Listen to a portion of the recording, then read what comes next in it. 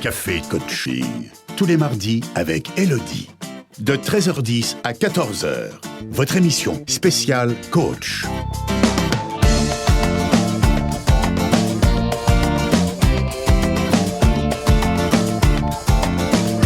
Participez à l'émission, appelez le 04 78 21 05 95.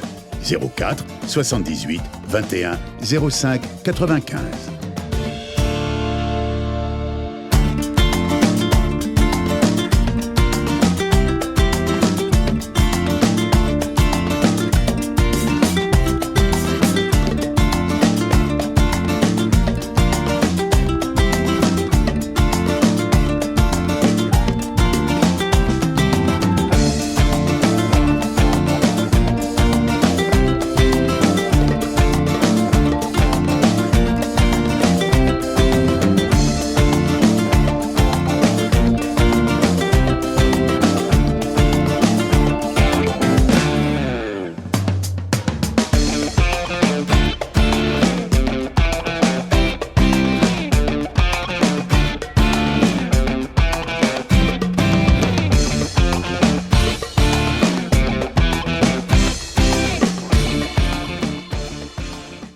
Bonjour tout le monde, on est sur Radio Pluriel, on est dans Café Coaching, j'espère que vous avez votre café et nous on va vous apporter le coaching.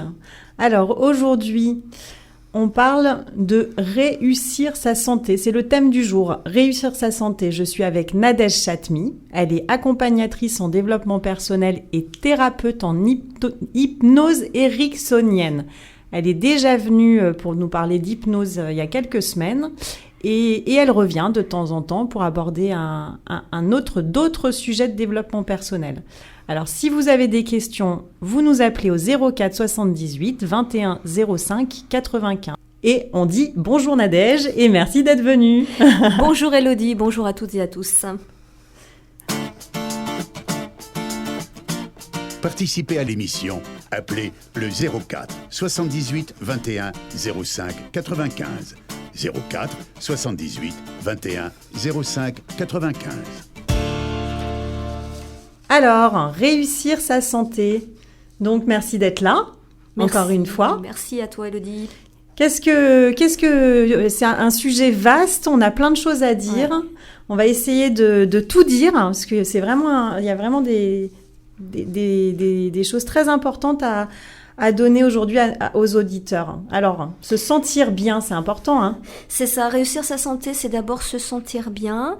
En effet, c'est se reconnaître, c'est aller à la rencontre de soi dans un premier temps, bien se connaître dans son mode de fonctionnement. D'accord. Alors, comment on trouve cet équilibre psychologique et donc physiologique ? Comment on fait ? Eh bien, tout d'abord, découvrir et exploiter pleinement son potentiel. C'est savoir connaître ses points forts, connaître ses qualités, ses besoins, ses ressources, les connaître et les respecter, les mettre en lumière et les appliquer. D'accord. Vouloir le meilleur pour soi, c'est donner finalement la permission à soi-même de s'aimer, hein. C'est s'aimer, une fois de plus, même pour la santé, hein, c'est important, quoi. C'est ça. Ouais. Se regarder dans le miroir avec amour, s'apporter tout l'amour nécessaire, ça passe beaucoup par là et on se dit, tiens, n'a aucun rapport. Et pourtant, c'est essentiel. Parce que plus on est dur avec soi, plus les manifestations physiques sont là pour nous rappeler à quel point on n'est pas à notre écoute. D'accord, donc c'est toujours cette fameuse clé, d'abord apprendre à s'aimer avant tout, et effectivement, ça paraît logique, c'est en lien avec le fait de réussir sa santé. C'est ça, on parle bien de réussir sa santé, parce que quand on est déjà dans un cas où on n'est pas en bonne santé, dire ça peut paraître hallucinant, mais c'est vrai que pour en tout cas se maintenir dans la santé et se sentir bien au quotidien, c'est important. C'est important de le préciser. Alors, quelles sont les difficultés qu'on peut rencontrer par rapport à ça? Pour s'aimer, c'est quand même... Oui. Un vaste sujet. C'est sûr. Donc, il y a forcément l'ego qui va intervenir à un moment ou à un autre. Ce fameux ego. L'ego dont tu as souvent parlé. Oui. L'ego qui est en mode bataille, qui va vouloir mettre en place un mécanisme d'auto-sabotage avec des pensées négatives qui reviennent au grand galop, finalement. Ouais. Donc, ce fameux ego, c'est cette carapace, c'est ça qui fait que on rencontre des difficultés pour apprendre à s'aimer.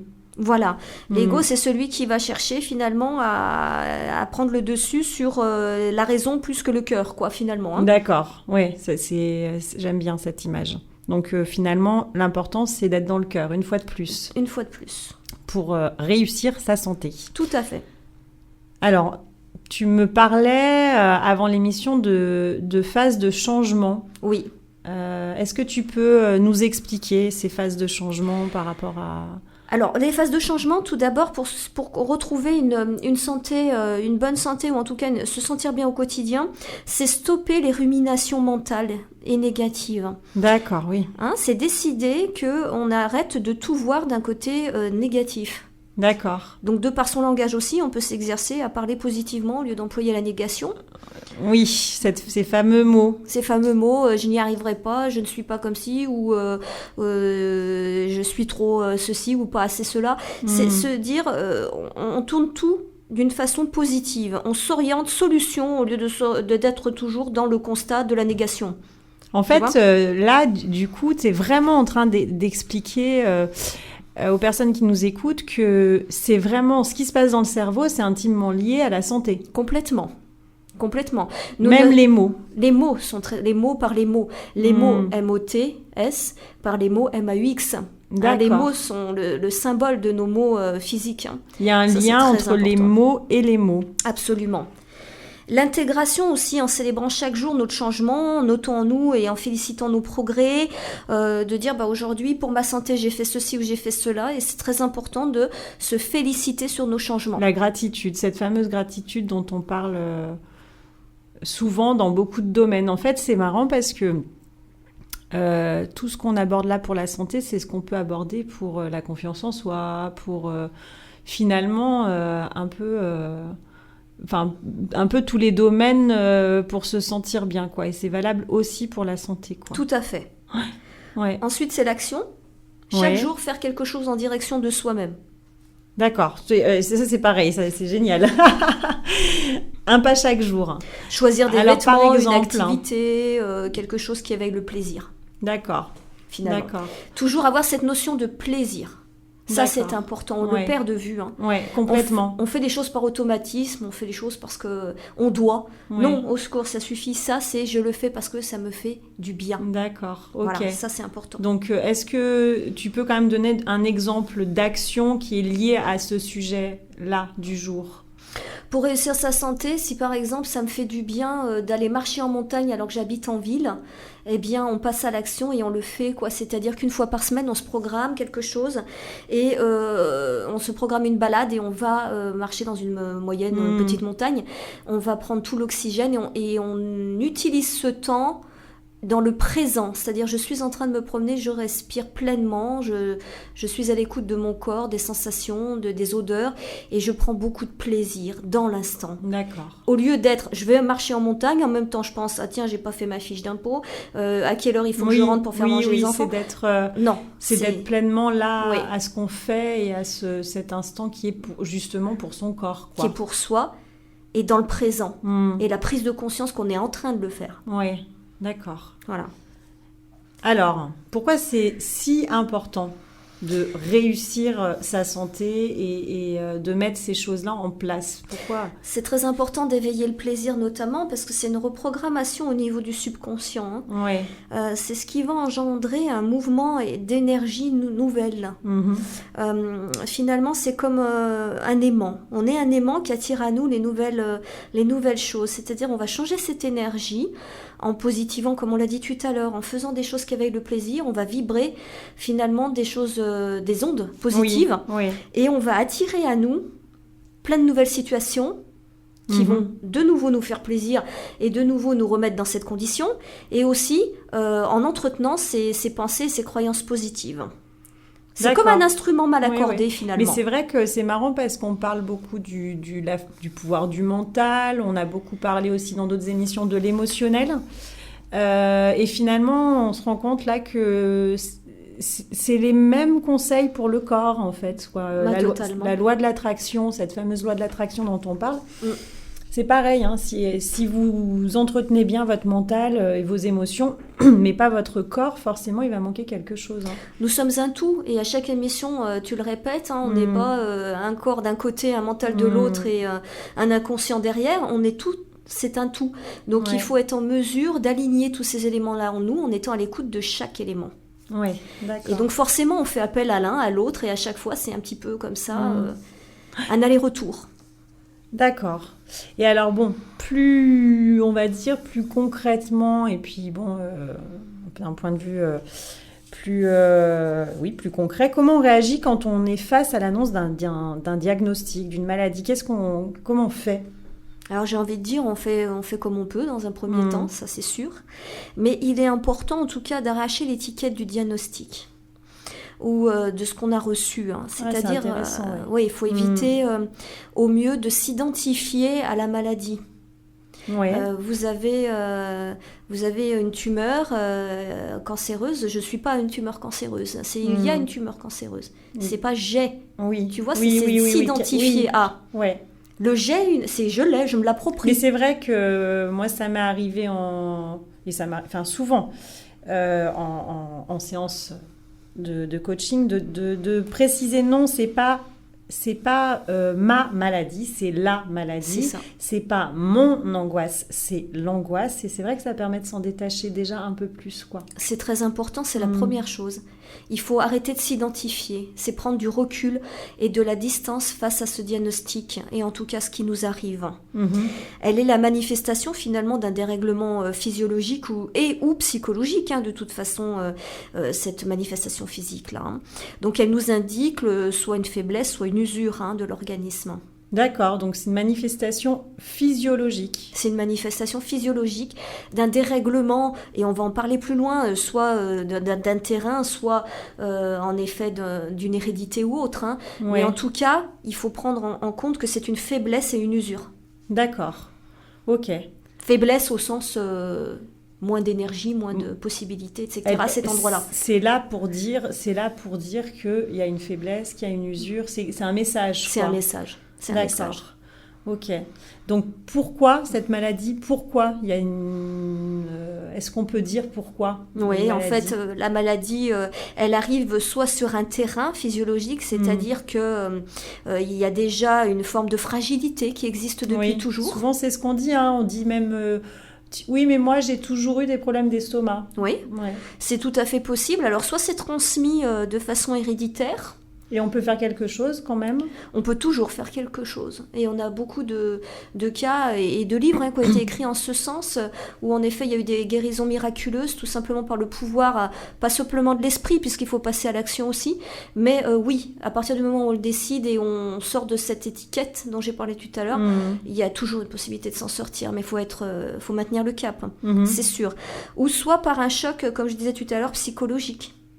Là aussi, un choc psychologique peut manifester. Par exemple, il y a un choc qui s'est passé, un événement traumatisant, un accident, on a perdu quelqu'un dans un accident par exemple, derrière on peut tout à fait développer une maladie. Oui, c'est le corps qui à sa manière répond par rapport à l'émotion que ça a suscité, quoi. C'est finalement. Tout à fait ça a été trop fort à gérer dans un premier temps. Ouais. Donc il y a eu un cheminement psychologique qui a fait qu'il y a eu un barrage, des protections qui sont mises en place, etc. Et le corps manifeste justement ce blocage. D'accord. C'est encore une fois des émotions qui n'ont pas pu se laisser vivre. D'accord. Donc, ça, c'est aussi un facteur. Ouais. Après, il y a un autre facteur, c'est l'alimentation. Il faut aussi en parler de ça. Une alimentation inadéquate à son propre organisme, c'est-à-dire qu'il n'est pas en mesure de gérer finalement toute l'assimilation et l'élimination de tout ce qu'on lui emmène. C'est important du coup de savoir, et puis c'est important de savoir aussi que chaque personne a des besoins différents et puis des tolérances différentes, c'est ça aussi. Tout à fait. Tout le monde chaque personne est différente. Donc on n'aura pas les mêmes goûts alimentaires. Ça c'est une chose, les goûts, mais on ne tolère pas les mêmes choses non plus. Donc il y en a qui peuvent manger des nouilles, exclusivement des pâtes, et se sentir bien, et même s'il y aura des carences en vitamines et en minéraux, on en parlera tout à l'heure, mais je veux dire, ils se sentiront très bien, alors que d'autres, s'ils font pendant une semaine des pâtes, ça ne va pas bien se passer du tout. Oui. Donc il faut se connaître, là encore une fois, on revient aussi à l'essentiel. Ça. Vraiment de se connaître, quoi. De se connaître. De toute façon, les organes, au bout d'un moment, si on est dans une mauvaise alimentation, par exemple, ils vont subir une forme d'usure et d'inflammation. Il y aura une altération et ça deviendra très vite pathologique. D'accord. En fait, c'est un peu de voir les signes précurseurs, quoi. D'être très, très à l'écoute. D'être à l'écoute toujours, parce que c'est trop tard quand ça se manifeste, trop tard, j'ai envie de dire, pour remédier rapidement à la situation. Oui. Après, d'un point de vue curatif, on va parler là. Donc, il va falloir du temps, une fois que c'est enclenché. Donc, c'est dès que ça commence à se manifester, il faut être en mesure d'écouter. Quand on a, tiens, j'ai des petites brûlures d'estomac, c'est pas grave, je vais me boire encore un café. Non, si j'ai l'estomac qui brûle, c'est qu'à un moment donné, il y a trop d'acidité. Il y a quelque chose qui parle. Voilà. Ouais, d'accord. Donc, prendre conscience de notre état physique. C'est une prise de conscience. C'est une prise de conscience. Notre état physique, de notre état d'esprit, et c'est primordial pour faire face à la responsabilité, finalement, de notre santé. On est toujours dans cette notion de responsabilité. On en parle dans toutes les émissions. C'est vrai. De cette notion de responsabilité, d'être responsable de ses émotions, de son corps, de ses choix. Aujourd'hui, c'est vraiment de son corps et de sa santé. Et ça fait vraiment partie aussi de se mieux vivre et de se mieux être. Au quotidien, c'est vrai. Bon, on va faire une petite pause musicale. On va écouter Laurent Voulzy, Grimaud. C'est une petite dédicace.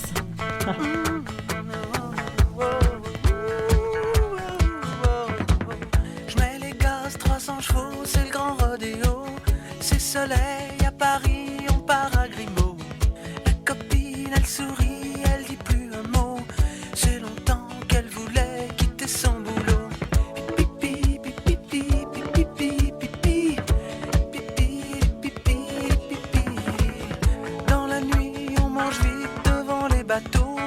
Moi fatigue, elle envie, on file au dodo.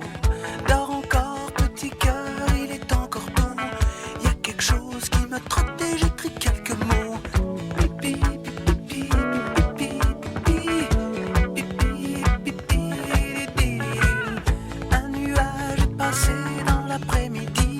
Elle est montée passer un pull léger appelé Paris. À midi, il fait chaud dans l'arrière-pays.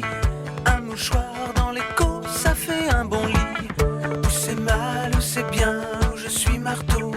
De la vie générale, c'est pas comme il faut. De laisser ses valises aux 4 points cardinaux.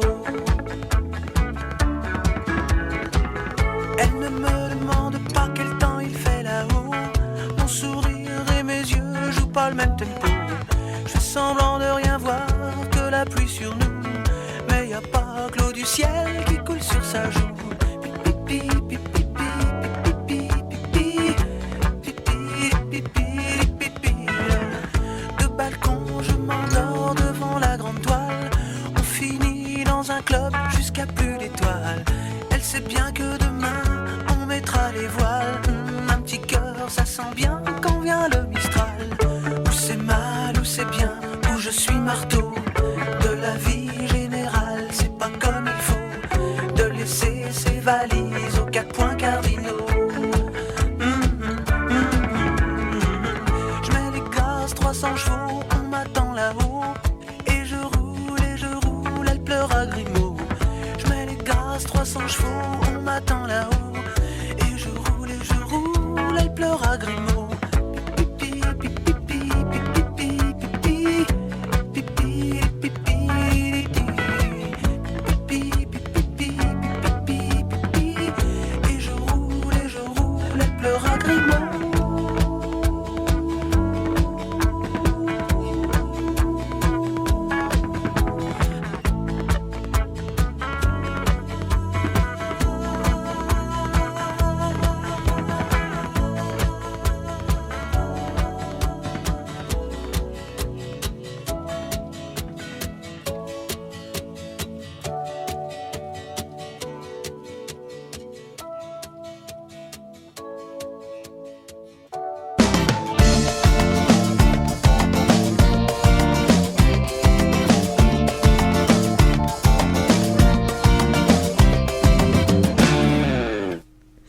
Alors, on est dans Café Coaching, on est sur Radio Pluriel.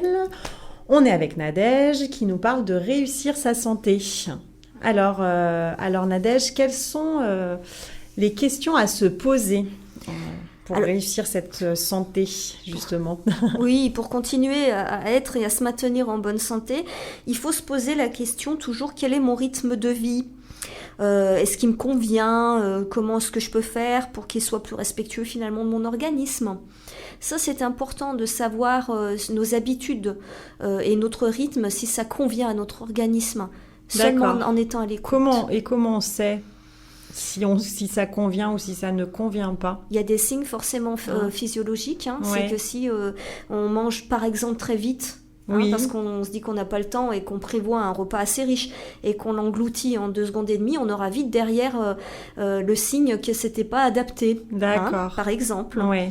Donc les habitudes, il va falloir peut-être les modifier. Ça, c'est pas évident. Voilà. Quand on est dans des habitudes depuis très longtemps, mais il faut le faire petit à petit. Il faut le faire petit à petit. Il faut surtout prendre conscience de là où on en est et prendre la décision de changer les choses. C'est toujours une histoire de décision et d'intention. Oui, parce que quand tout va bien, est-ce qu'on a envie de changer quelque chose ? On se dit, bon... Non, si ça va, ça va. Si ça va, ça va. Alors on va attendre qu'il y ait quelque chose qui aille pas, pour qu'on puisse derrière faire des actions plus positives pour nous. J'ai envie de dire, il faudrait qu'on soit plus préventif que curatif. Hélas, on est trop dans le curatif. Oui. Se soigner une fois qu'on est malade, non, mais c'est rester en bonne santé. Un peu à la mode orientale, quoi. C'est ça. Qui soigne de façon préventive. Et c'est vrai que c'est toujours se poser la question, qu'est-ce que je peux faire pour aller mieux ? Finalement. C'est la bonne question, c'est comment je peux faire pour rester en santé. Pour rester en santé. D'accord. Alors, est-ce que mon corps a une bonne élimination ? Ça aussi, c'est une autre question. On n'en parle jamais de l'élimination, on ne veut pas en parler de toute façon. Oui, c'est n'est-ce tabou. Pas c'est tabou. Et ben oui, combien de fois je vais à la selle ? Est-ce que j'y vais normalement ? Est-ce que je fais comme il faut pipi, etc. Est-ce que je me retiens 3 fois dans la journée ? Enfin voilà. Et il faut respecter cette élimination-là, parce que le corps, il a besoin, c'est une machine, il a besoin d'avoir une très bonne élimination. Donc c'est important d'observer aussi ce qu'il se passe à ce niveau-là. D'accord. Il faut savoir aussi que les intestins, si on parle d'élimination, on parle des intestins, par exemple, jouent un rôle essentiel.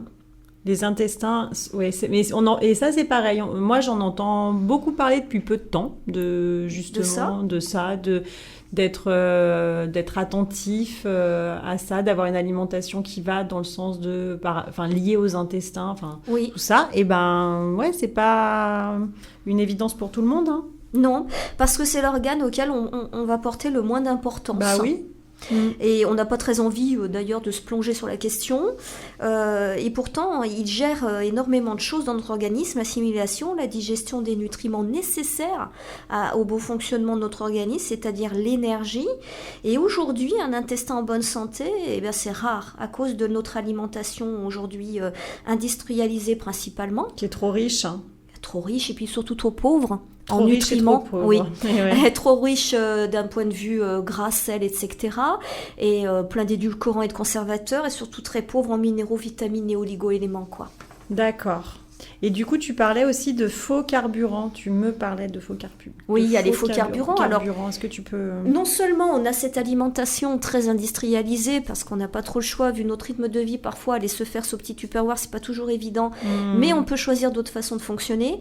On ajoute à ça des faux carburants comme le thé ou le café, la cigarette. Alors le thé peut-être un petit peu moins, mais en tout cas je parlerai surtout du café et de la cigarette qui donnent l'illusion à l'organisme d'avoir de l'énergie.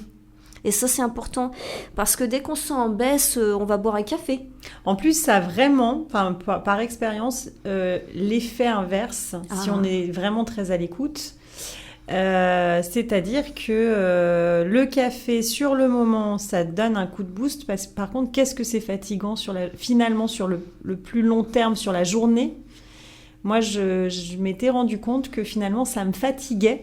Ouais. Ça fatigue le corps, parce que du coup, ça met le corps dans une surénergie, dans une suractivité, et c'est fatigant finalement. Totalement. D'ailleurs, si tu dis ça, c'est que tu as certainement été à l'écoute d'une heure après, de ton état, une heure après avoir bu le café. Et oui. Et comment tu te sens une heure après avoir bu un café ? Tu te sens bien sur le moment parce que tu as l'impression qu'il y a un boost. Oui. Et derrière, qu'est-ce qui se passe ? Et derrière, il y a un coup de fatigue, il y a un coup de... de fatigue, c'est un vide d'énergie même. C'est totalement ça, mais c'est totalement ça qui se passe au niveau physiologique. Une difficulté à se concentrer souvent. Oui, parce que il y a des messages qui se passent au niveau du cerveau avec ce type d'excitant-là. Donc au niveau des neurotransmetteurs, je ne rentrerai pas dans le détail physiologique parce que c'est pas le but, mais en tout cas, ces messages-là sont des fausses informations et ensuite le corps est extrêmement fatigué. Voilà ce qu'il faut en tirer en tout cas comme conclusion. C'est important de savoir ça. Alors c'est quoi les conseils que tu nous donnes pour rétablir cet équilibre dont on a besoin justement? Ouais, alors l'équilibre physiologique, et pour entretenir sa santé, il faut d'abord identifier les dysfonctionnements. Écouter son corps. Si j'ai mal, c'est un signal. On l'ignore pas.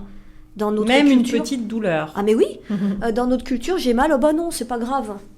Si ça va passer. Ça va passer. Oui, ça va passer. Bon bah c'est Et puis il y a cette espèce de, pardon, je te coupe, mais je trouve qu'il y a une espèce de, je sais pas quel est le mot, mais de truc, d'ego quoi, qui dit c'est presque bien de faire croire, enfin de dire non mais j'ai mal, mais ça va aller, je vais m'en sortir. C'est ça, c'est l'ego. Encore une fois, tu vois, qui est dans cette croyance de dire si je m'écoute, je suis un faible. Ou je parais faible. Et ça, c'est une fausse croyance. C'est une fausse croyance. Non, c'est plus on est à l'écoute, et plus on est en santé, plus on paraîtra fort, et plus on est fort, et plus on sera on aura notre plein potentiel. Voilà, donc s'écouter. Et c'est vrai que c'est pareil, s'écouter, on a tendance à croire que c'est pas bien de s'écouter. Au contraire. Alors qu'au contraire, c'est... Alors attention à pas partir dans, tu sais, quand on dit s'écouter, c'est partir, oh oui, mais alors là j'ai mal, oh mais oui, mais c'est terrible. Parce que c'est ça, en fait, on a peur de devenir, il y a des personnes comme ça qui ont tendance à dire tu t'écoutes trop. Non, alors c'est qu'en pas plus, ça. elles s'écoutent pas, parce que souvent elles s'inventent des mots, des maladies. Elles s'inventent. Elles ont des manifestations, mais derrière, elles imaginent la pathologie. Elles extrapolent, voilà. Donc, du coup, ça devient terrible. Donc, du coup, on a l'impression que ça devient des hypochondriaques qui s'inventent toutes les maladies ou qui en sortent, qui n'existent pas. Enfin, bref. De ce fait, il faut sortir de la victimisation, finalement. Voilà. Donc, finalement, c'est s'écouter, mais c'est agir, quoi. C'est agir. Je me prends en main, je m'occupe de moi. Je suis responsable et j'agis positivement pour moi. Ça, c'est important. Donc ça, c'est pareil, ça fait partie des conseils que tu donnes pour retrouver cet équilibre. D'abord, en tout cas, je m'écoute. Identifier, voilà. Et après, ensuite, on passe à l'action. Agir, prendre des nouvelles résolutions dans la durée, quoi.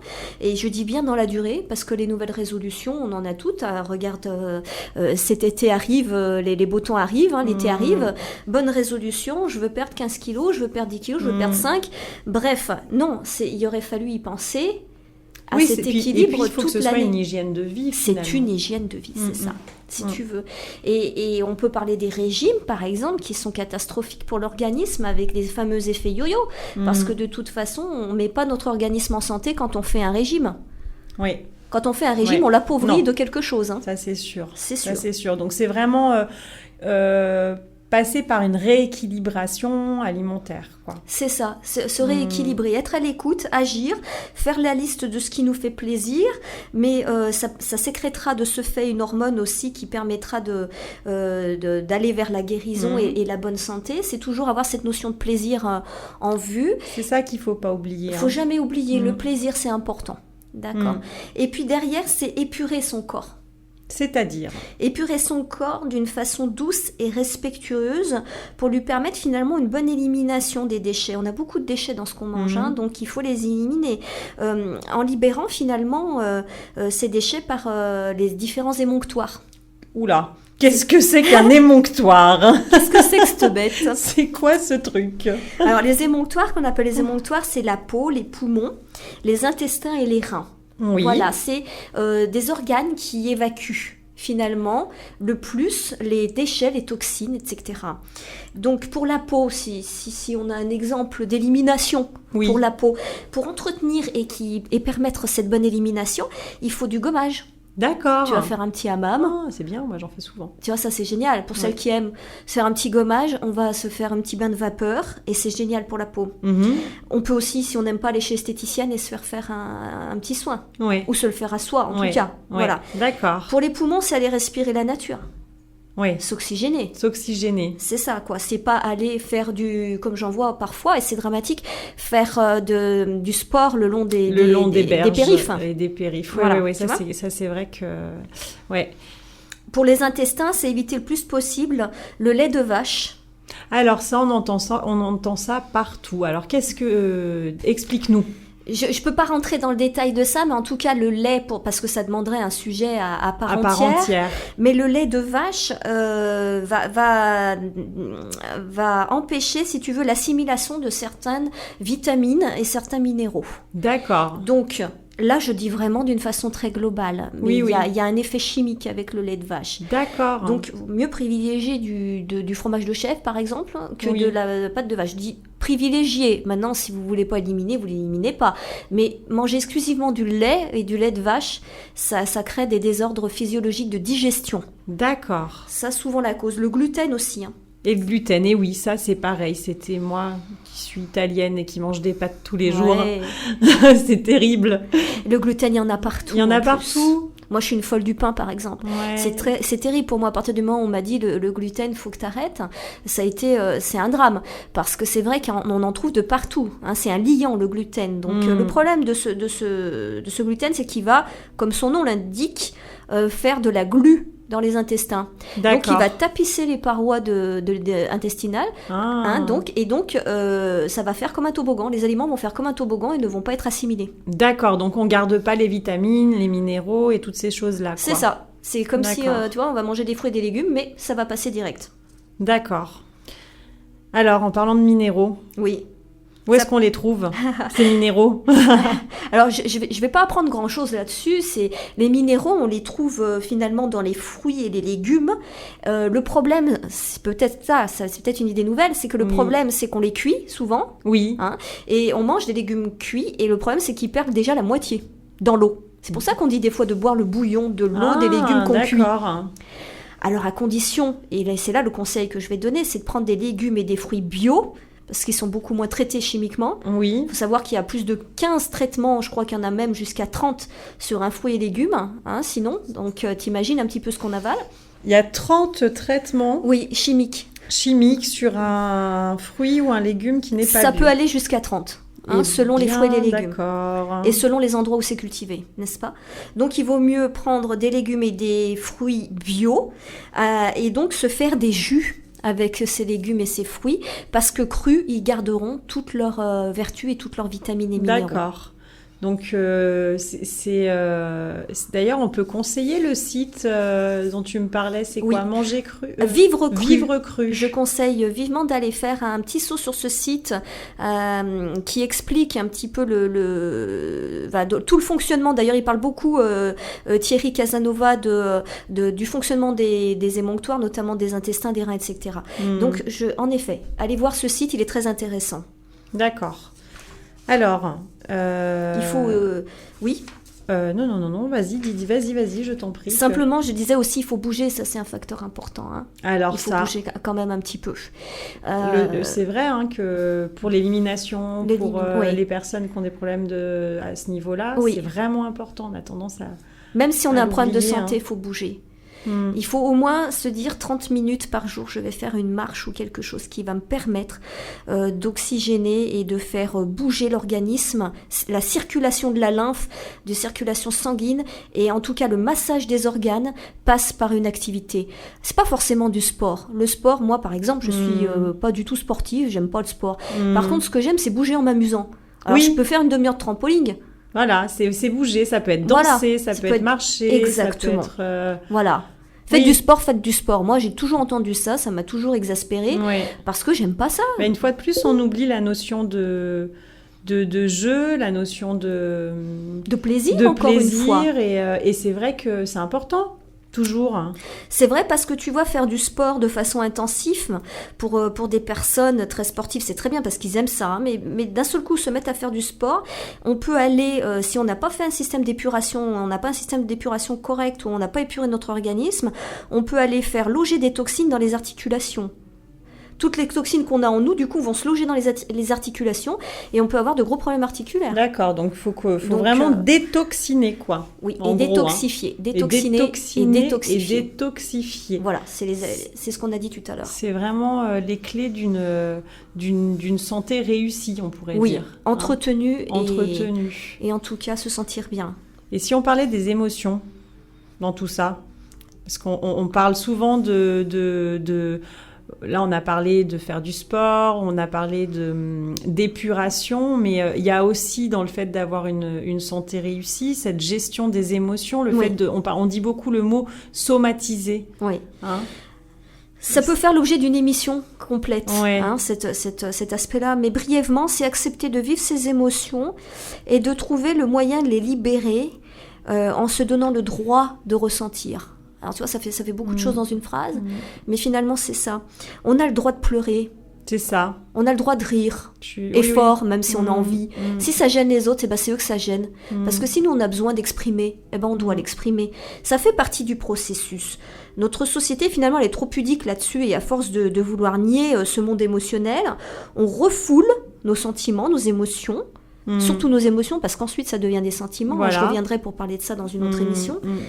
Et là, on a l'apparition des symptômes physiques. Oui, donc c'est pour ça. Pour moi, c'est vraiment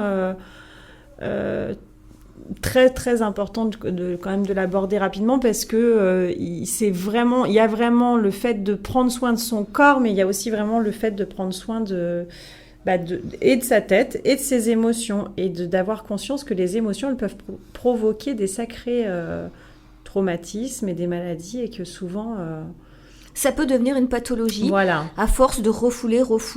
Tiens, j'ai des crises d'angoisse. Tiens, j'ai de l'angine de poitrine, etc. Oui, forcément, ça vient du cœur. Mais qu'est-ce qui s'est passé au niveau de ce cœur-là pendant des années ?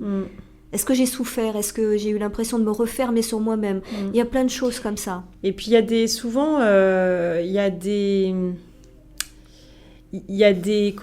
des mots, moi j'aime bien souvent, je trouve que les mots sont liés dans la somatisation.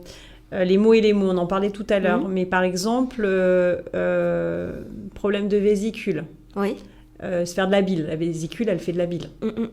Se faire de la bile, voilà. Quelqu'un qui se fait de la bile, souvent, il a des problèmes de vésicule. Enfin, c'est intéressant, je trouve, de faire ces liens-là. Oui. Et de comprendre que effectivement, les émotions sont intimement liées à l'état de santé dans lequel on est, quoi. Tout à fait. Donc, il faut être en mesure, en effet, de les identifier. Qu'est-ce que je ressens ?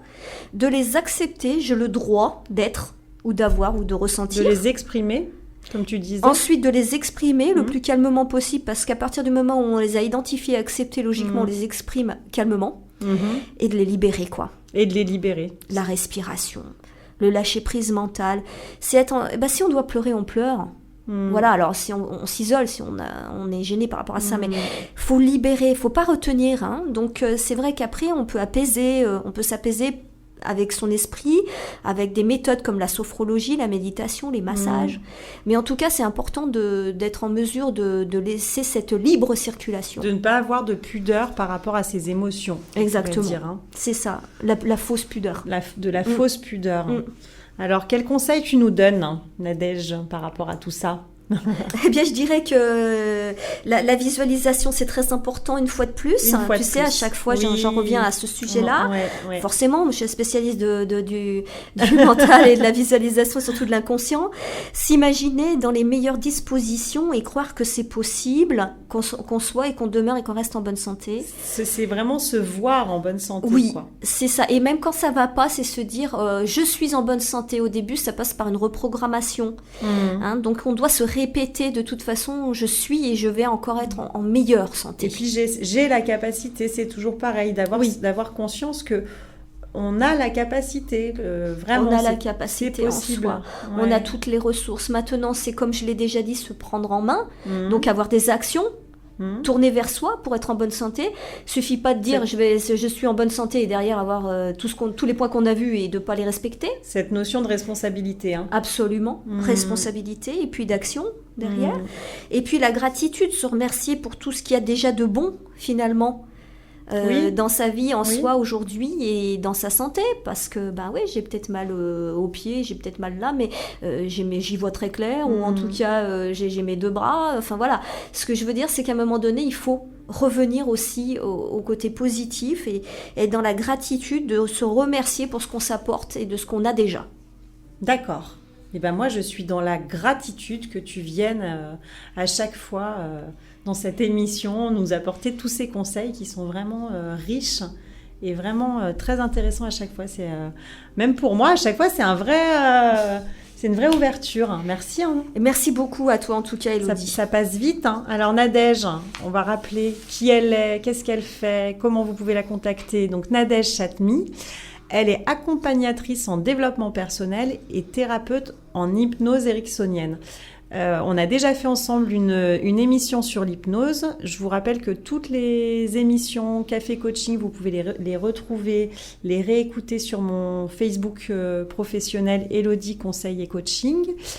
Et Nadège, vous pouvez la contacter au 06 16 41 09 82. 06 16 41 09 82.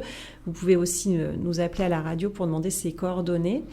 Elle se fera un plaisir de vous accueillir. Tout à fait, merci beaucoup. Merci encore, merci d'être là chaque semaine, de nous écouter. Et puis moi, je vous dis à la semaine prochaine. Alors, la semaine prochaine, on parlera de morphopsychologie et je serai avec Sylvie Martin-Gueffier. Ça va être encore un sujet bien passionnant. Attention, la morphopsychologie.